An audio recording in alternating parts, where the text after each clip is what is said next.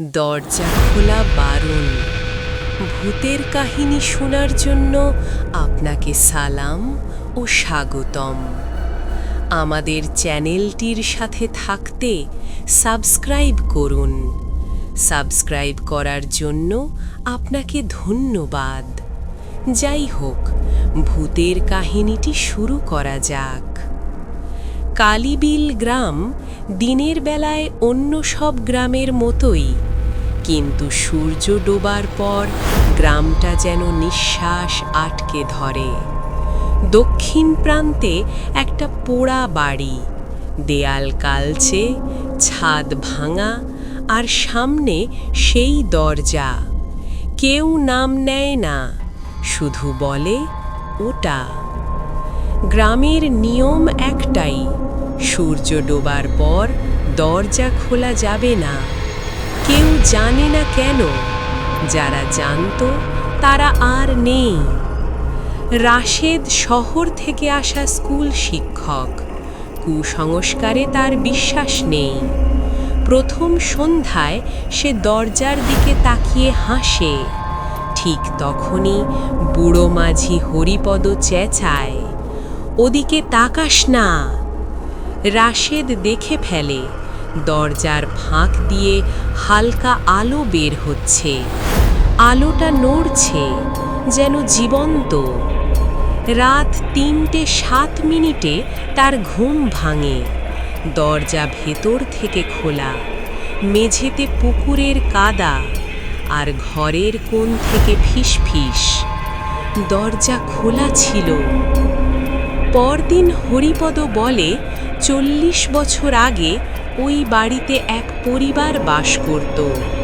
এক রাতে সবাই একসাথে চিৎকার করে পুড়ে মরে, কিন্তু আগুনের চিহ্ন শুধু দরজার ভেতর। গ্রামবাসীরা তখন দরজাটা বন্ধ করে নিয়ম বানায়, কিন্তু দরজা বন্ধ থাকলেও ভেতর থেকে শব্দ আসতো। রাশেদ বিশ্বাস করে না, সে ভাবে ভয় মানুষই বানায়।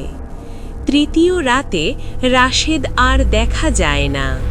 তার ঘরে শুধু ভেজা পায়ের ছাপ। দক্ষিণের দিকে গেছে। দরজার সামনে ছাপ শেষ, দরজা বন্ধ। এরপর প্রতি রাতে শিশুদের কান্না শোনা যায়, অথচ গ্রামে কোনো শিশু নেই।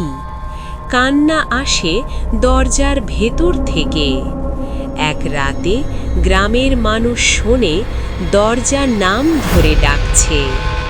জীবিত মানুষের নাম, মৃত মানুষের গলায়। রাশেদ নিখোঁজ হওয়ার পর কালীবিল গ্রাম আর আগের মতো থাকে না। মানুষ কথা কম বলে। রাতে কেউ বাইরে বের হয় না, কিন্তু শব্দ আসে। প্রথমে মনে হয়েছিল বাতাস, তারপর বোঝা গেল না, ওটা পা ফেলার শব্দ। দক্ষিণের বাড়ির দরজার ভেতর থেকে, ঠিক যেন কেউ ভেতরে হাঁটছে, ধীরে, ভেজা পায়ে। এক রাতে বৃষ্টি হয় না, তবু মাটিতে কাদা। দরজার সামনে নতুন পায়ের ছাপ। গ্রামের কেউ যায়নি। হরিপদ ফিসফিস করে বলে, ওরা ঘুরে বেড়ায়, ভিতরে জায়গা কম। সেই রাতে দরজার ভেতর থেকে একটা চাপা শব্দ আসে। কিছু টানছে, নখ দিয়ে কাঠে আঁচড়। দরজার গায়ে নতুন দাগ।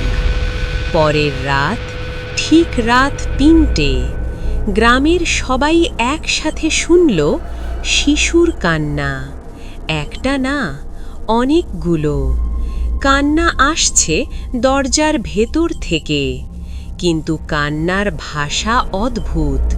শিশুর গলায় বুড়ো মানুষের ক্লান্তি। এক নারী বলল, আমার ছেলের ডাকের মতো, কিন্তু তার ছেলে মারা গেছে ১০ বছর আগে। কান্নার ফাঁকে ফাঁকে একটা কথা, দরজা খুলো। এরপর অদ্ভুত জিনিস শুরু হয়। যারা দরজার দিকে তাকায় তারা আয়নায় নিজের মুখ দেখে না, দেখে অন্য কাউকে। কাদা মাখা মুখ, চোখ নেই। এক যুবক চিৎকার করে আয়না ভাঙে। ভাঙা কাঁচে রক্ত ঝরে, কিন্তু কাঁচ কাটেনি তার হাত। রক্তটা আসে আয়নার ভেতর থেকে। হরিপদ বলে, ঠিক এই সময় ওরা নড়াচড়া করে। ঘড়ি ধরে রাখা হয়। 3:06 সব চুপ। 3:07 দরজার ফাঁক দিয়ে আলো। এবার আলোটা আগের চেয়ে বড়। দরজা কাঁপে। ভেতর থেকে একটা গলা, রাশেদের গলা। আমি আছি, শুধু দরজাটা খুলো। এক মাতাল লোক সাহস করে দরজার কাছে যায়। হাত রাখে কাঠে। কাঠটা উষ্ণ, জীবন্ত শরীরের মতো। সে দরজা টানতেই দরজা টানে তাকেই। লোকটা চিৎকার করতে করতে বুড়িয়ে যায়। চুল সাদা, চামড়া ঝুলে পড়ে। দরজা বন্ধ হয়। লোকটা পড়ে থাকে, কিন্তু তার ছায়া থাকে দরজার ভেতর। মাতাল লোকটার দেহটা পরদিন সকালেও পড়েছিল, কিন্তু গ্রামের সবাই লক্ষ্য করল তার বুক ওঠানামা করছে না। তবু চোখ খোলা। চোখের ভেতর কোনো মণি নেই, শুধু কাদা। হরিপদ ফিসফিস করে বলল, ও আর মানুষ না। লোকটার মুখ হঠাৎ নড়ে উঠল। গলা দিয়ে বের হলো অন্য কণ্ঠ, অনেকগুলো কণ্ঠ একসাথে। ভিতরে জায়গা কম। এরপর মুখটা এমনভাবে খুলে গেল যেন চোয়াল ভেঙে গেছে। সেই রাত থেকে গ্রামে ছায়া দেখা যেতে লাগলো। মানুষ নেই, শুধু ছায়া। চাঁদের আলোয় রাস্তার উপর দিয়ে হাঁটে, পুকুরের ধারে বসে, কখনো দরজার সামনে দাঁড়ায়, কিন্তু কোনো ছায়ার মাথা নেই। একজন ছায়া হঠাৎ ঘুরে তাকায়। চোখ থাকার কথা না, তবু তাকানোটা অনুভব করা যায়। পরের দিন কবরস্থান থেকে শব্দ আসে, মাটি খোঁড়ার শব্দ। গ্রামের লোকজন যায়, কিন্তু কবর খোলা নেই। মাটি ভেতর থেকে নড়ে। এক কবরের ওপর ভেজা পায়ের ছাপ উঠে গেছে। সব ছাপ একদিকে, দক্ষিণের দরজা। প্রথমবার তাকে দেখা যায়। দরজার সামনে এক নারী দাঁড়িয়ে থাকে। চুল মাটিতে ঝুলে, মুখ ঢাকা। পা নেই, মাটি থেকেই শরীর বেরিয়েছে।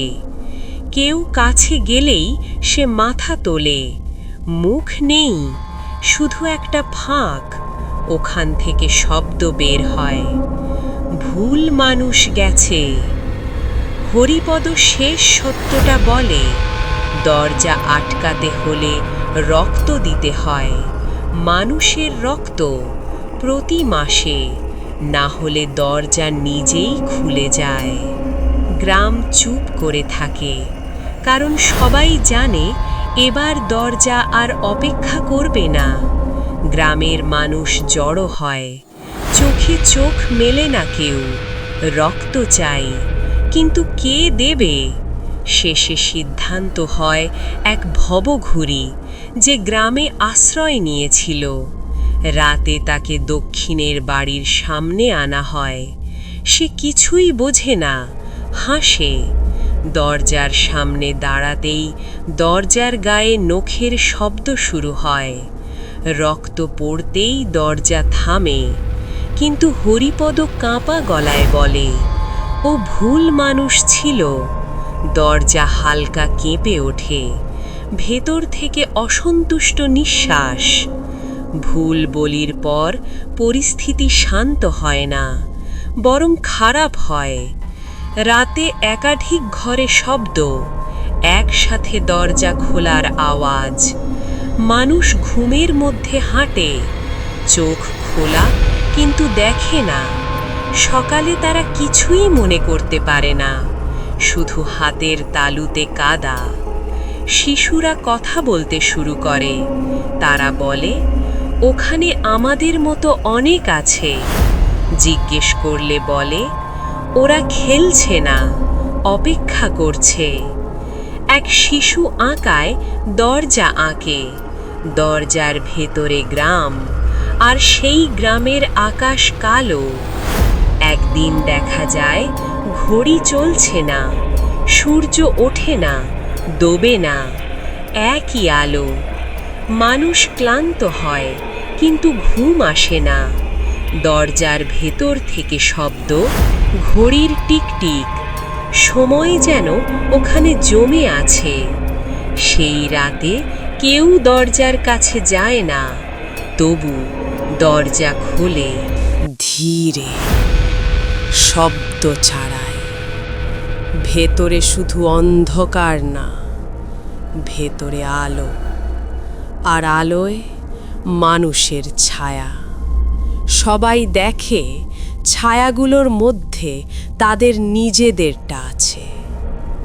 দরজা পুরোপুরি খোলার পর কেউ চিৎকার করেনি, কারণ ভেতরে যা দেখা গেল তা ভয়ঙ্কর হলেও পরিচিত। দরজার ভেতরে আর একটা গ্রাম, কালীবিলের মতোই। একই পুকুর, একই রাস্তা, একই পোড়া বাড়ি, শুধু আকাশটা কালো, সূর্য নেই। ভেতরের গ্রামে মানুষ আছে, তারা হাঁটে, কথা বলে, কিন্তু কারো চোখ পিট পিট করে না। হরিপদ ফিস ফিস করে বলে, এটাই ওদের জায়গা। ভেতরের গ্রাম থেকে একজন বেরিয়ে আসে। সে রাশেদ। চেহারা ঠিক আগের মতো, কিন্তু হাঁটার সময় পা মাটিতে লাগে না। রাশেদ বলে, আমরা ঠিক আছি, শুধু এখানে সময় আলাদা। তার বুক ওঠানামা করে না, তবু কথা বলে। গ্রামের এক নারী ছুটে যায় তার মৃত স্বামীর দিকে। স্বামী তাকে দেখে হাসে, কিন্তু সেই হাসিতে কোনো অনুভূতি নেই। এক যুবক দরজার ভেতরে ঢোকে, হেঁটে যায় ভেতরের তার নিজের বাড়িতে। সেখানে সে দেখে নিজেই বসে আছে, মুখে কাদা, চোখ নেই। ভেতরের সেই বলে, এখন আমার পালা শেষ। বাইরের সে আর ফিরে আসে না। ইমাম, পুরোহিত সবাই আসে। দোয়া, মন্ত্র, প্রার্থনা। দরজার সামনে এসে সব শব্দ থেমে যায়। ভেতর থেকে শুধু একটা কথা, এটা আমাদের সময়। প্রার্থনার বইয়ের পাতা নিজে নিজে উল্টে যায়। সব পাতায় একটাই বাক্য, দরজা খোলা বারণ। হরিপদ শেষ কথা বলে, দরজা আটকায় না, দরজা জমা করে। মানুষ, সময়, স্মৃতি সব। যখন বাইরে জায়গা কমে যায়, দরজা খোলে। গ্রামটা ধীরে ধীরে ভেতরে সরে যাচ্ছে। পরদিন সকালে মানুষ বুঝতে পারে, দক্ষিণের বাড়িটা আছে, কিন্তু দরজাটা নেই। শুধু দেয়ালে দরজার ছাপ, কাঠের গন্ধ, ভেজা কাদা। গ্রামের মানুষ হাঁফ ছাড়ে, কেউ কেউ হাসে। হরিপদ মাথা নাড়ায়। দরজা যায়নি, জায়গা বদলেছে। সেই রাতেই বোঝা যায়, গ্রামের সীমানা পেরোলেই মানুষ আর ফিরে আসে না। রাস্তা শেষ হয় হঠাৎ, আর সামনে একটা অদৃশ্য দরজা, যেটা খোলা। একজন সাহস করে গ্রাম ছাড়ে। ফেরার কথা ছিল, সে আর ফেরে না। পরদিন তার কণ্ঠ শোনা যায় বাড়ির ভেতরের দেওয়াল থেকে, আমি বাইরে আছি, কিন্তু বাইরে এখন কিছু নেই। এক রাতে সবাই অনুভব করে, কেউ দেখছে, দরজা নেই, তবু দেখার অনুভূতি। হরিপদ ফিস ফিস করে বলে, ওরা জানে কেউ গল্পটা দেখছে। একটা খাতা পাওয়া যায়, গ্রামের ইতিহাস লেখা ছিল। পাতা উল্টাতেই লেখা বদলায়। শেষ পাতায় নতুন লাইন, তুমি এখান পর্যন্ত পড়েছ। গ্রামে একজনই তখন কথা বলে, আর কেউ না, সে হরিপদ। সে বলে, শেষ মানুষ সব সময় সাক্ষী। তার চোখে কাদা, কিন্তু সে কাঁদে না। নতুন নিয়ম লেখা হয়, দরজা খোলা বারণ, কিন্তু এখন আর দরজা নেই। নিয়মটা পড়ে দেওয়াল নিজে নিজেই খুলে যায়। কেউ পালাতে চায় না, কারণ সবাই বুঝে গেছে তারা আগেই ভেতরে। গ্রামটা আর জায়গা না, গ্রামটা একটা স্তর। শেষ রাতে দরজা ফিরে আসে, কিন্তু একা না। দরজা ফিস ফিস করে নাম শেখে, একটা নাম, তোমার নাম। দরজা বন্ধ হয় না, কারণ দরজা আর দরজা না। গল্পটা শেষ হয়, কিন্তু শেষ লাইনের পরে আর একটা লাইন ভেসে ওঠে, এখন তুমি জানো কেন খোলা বারণ। যাই হোক, আমাদের কাহিনীটি এখানেই শেষ। আমাদের ভূতের কাহিনীটি সম্পূর্ণ শোনার জন্য আপনাকে ধন্যবাদ। সবাই ভালো থাকবেন, সবার প্রতি ভালোবাসা রইল। পরবর্তী ভূতের কাহিনীটি শোনার জন্য।